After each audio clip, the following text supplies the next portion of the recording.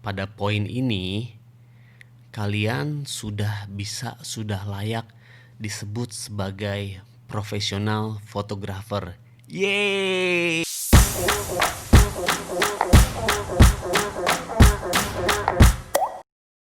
Halo stranger, kembali lagi bersama saya Medi di sini. Pada vlog sebelumnya saya membahas atau men-sharingkan bagaimana menjadi profesional fotografer. Fotografer yang menjadi profesi, fotografer yang dibayar. Nah, salah satu topiknya, salah satu tipsnya adalah mempunyai portfolio.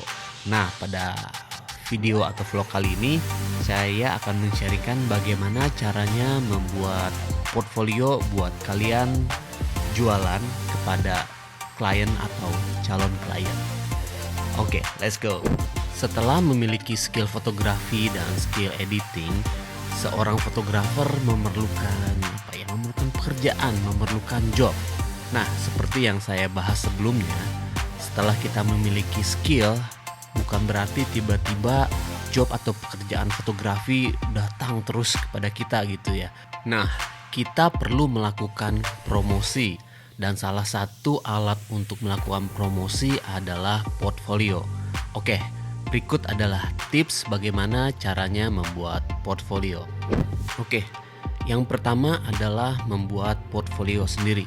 Jika kalian ingin menjadi seorang food photographer atau fashion photographer atau product photographer, langkah awal adalah dengan membeli sendiri produk yang akan kita foto, produk yang akan kita jadikan portfolio.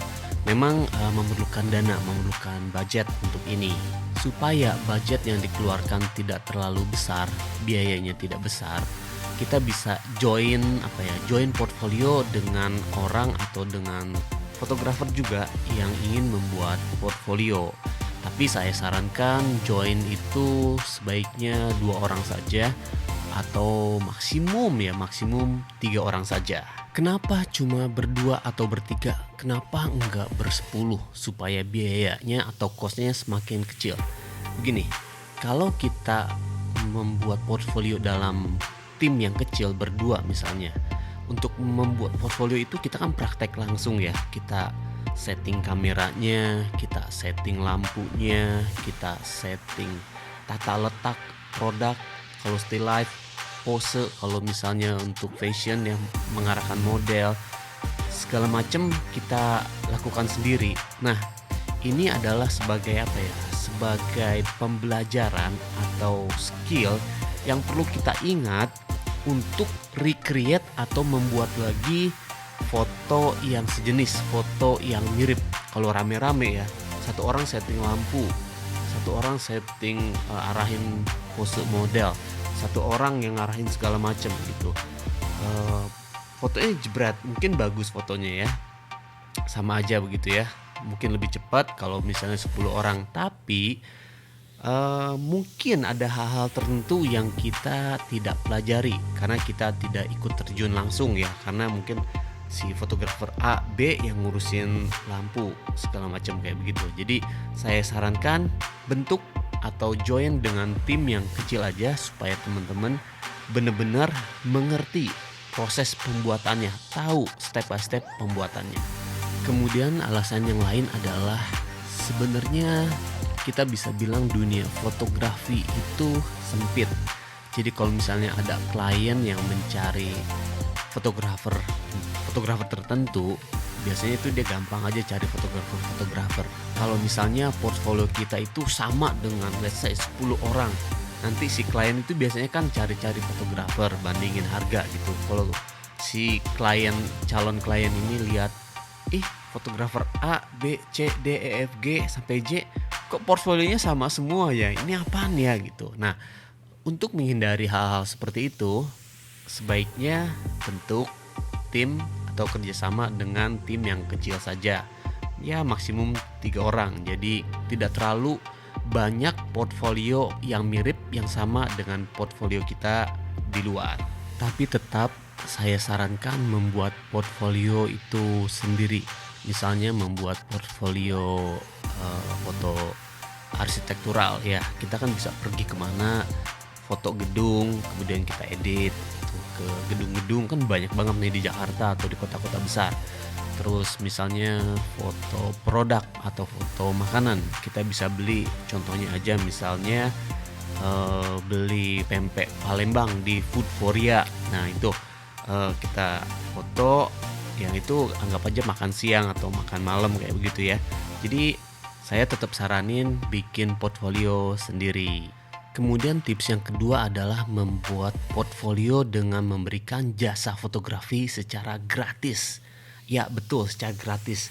Yang mungkin juga teman-teman akan berpikir, saya mau cari duit, bukannya gratis. Yes, saya ngerti. Tapi untuk awal-awal, untuk membuat portfolio, sebaiknya ya gratis dulu kalau belum ada klien, karena kita ngumpulin portfolio. Nah, seperti yang saya sebutkan di vlog sebelumnya, waktu membuat portfolio motret secara gratis, buat sebaik-baiknya, seolah-olah ini adalah klien beneran, klien berbayar. Karena portfolionya ini yang kita perlukan. Jadi sebaik-baiknya, jangan lupa sebaik-baiknya walaupun gratis. Caranya gimana? Gedor aja tuh tiap-tiap restoran kalau misalnya kita mau jadi food photographer ya. Gedor, ketok-ketok, minta izin, kenalan. Mau nggak difotoin gratis, nanti fotonya saya kasih, tapi saya pakai fotonya sebagai portfolio saya. Ketok aja tuh, banyak banget restoran di Jakarta, di Indonesia banyak banget deh. Restoran, rumah makan, banyak banget. Kalau misalnya teman-teman mau ngebantu juga pengusaha-pengusaha kuliner kecil, boleh tuh approach, deketin pengusaha-pengusaha kuliner kecil, fotoin buat mereka jualan online. Nah, saya juga memang berencana untuk membantu pengusaha-pengusaha kuliner kecil untuk membuatkan foto jualan mereka yang bisa mereka pakai sebagai sebagai contoh sampel makanan mereka yang mereka pasang di Instagram mereka.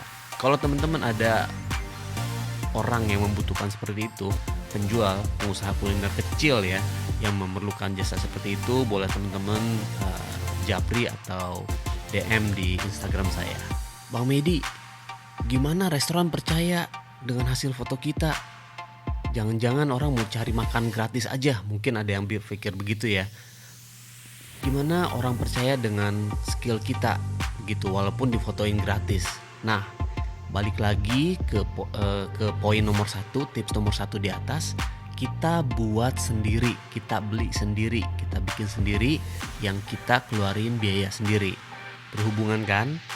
Waktu kita membuat portfolio secara gratis, motretin produk orang secara gratis, itu ada 3 manfaatnya. Yang pertama, kita mempunyai portfolio real atau sungguhan, karena ini bener-bener restoran beneran, karena ini bener-bener tempat makan beneran. Jadi real portfolio kita, itu yang pertama. Yang kedua,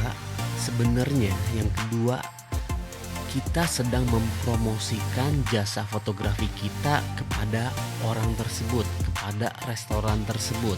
Kenapa? Setelah kita bikin nih sebaik-baiknya portfolio kita untuk motretin produknya dia, in the future, di masa yang akan datang, kalau dia membutuhkan jasa fotografi, dia pasti kontak kita kalau dia puas dengan hasil foto kita. Kemudian yang ketiga, ini sebenarnya penting. Kita mendapatkan promosi secara gratis, mouth to mouth, dari mulut ke mulut. Orang ini atau manajer restoran ini pasti punya temen di mana kayak begitu ya. Kalau misalnya dia punya temen juga manajer restoran di tempat lain, atau mungkin di hotel kan ada restoran juga. Dia mungkin kalau ngobrol-ngobrol gitu, gue ada temen kenalan fotografer nih, foto secara gratis.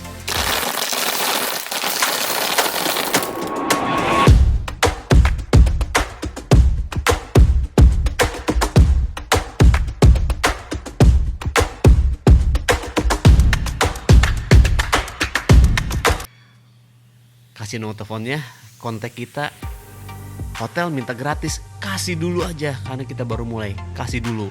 Nanti ke depan kalau kita portfolionya udah cukup banyak, udah bagus, boleh kita setting harga kalau misalnya suatu saat di masa depan, masa yang akan datang diminta untuk membuat foto. Tips yang ketiga, setelah kita mengumpulkan portfolio sekian banyak, udah banyak banget lah, udah pede gitu. Selanjutnya waktunya kita jualan. Jeng jeng. Lalu bagaimana menentukan harga buat calon klien kita nanti? Gimana nentuin price listnya? Berapa yang saya harus charge untuk jasa fotografi saya? Takutnya kemahalan, takutnya murahan. Nah, ini akan menjadi satu topik khusus vlog yang akan datang. Nanti saya akan bikin vlog bagaimana menentukan jasa fotografi kita yang pas. So stay tune buat teman-teman yang memang mau tahu untuk tipsnya nanti seperti apa. Setiap minggu saya akan coba bikin satu vlog. Oke, kita balik ke tips yang ketiga. Nah, pada poin ini teman-teman akan mempunyai klien sendiri, klien berbayar sendiri, teman-teman bisa mendapatkan uang sendiri. Disinilah waktunya teman-teman untuk mentraktir saya. Disinilah waktunya teman-teman untuk mengupdate portfolio yang lama-lama, portfolio yang kita beli sendiri, portfolio yang kita join sama teman kita. Kan bagus bang. Wait, tunggu. Fungsinya buat apa? Fungsinya adalah begini. Kalau kita mengupdate portfolio kita, kalau kita ketemu calon klien baru, potensial klien baru, kita bisa cerita real story, real job begitu. Jadi portfolio yang lama itu bukan dibuang ya, maksudnya diturunin dari display kita. Jadi jangan dipajang lagi, disimpan aja di komputer atau di laptop kayak begitu. Jadi waktu kita ketemu sama klien baru, kita itu benar-benar bercerita atau mempresentasikan real portfolio kerjaan yang beneran, yang kita berbayar seperti itu. Nah, pada poin ini kalian sudah layak disebut sebagai profesional fotografer. Yeay, selamat ya. Semoga teman-teman berhasil. Spesial lagi. Profesional fotografer adalah fotografer yang jasa fotografinya dibayar. Oke teman-teman, semoga berhasil ya dengan semoga tips saya ini dari yang pertama menjadi profesional fotografer, dan kedua bagaimana membuat portfolio. Semoga teman-teman berhasil di karir fotografi teman-teman atau videografi teman-teman. Dan next vlognya itu adalah topik ya. Saya akan bikin vlog selanjutnya bagaimana menentukan jasa fotografi kita supaya nggak kemahalan, supaya nggak kemurahan, supaya pas, supaya kita juga bisa berkompetisi harga kita dengan yang lainnya. Oke teman-teman, oke stranger.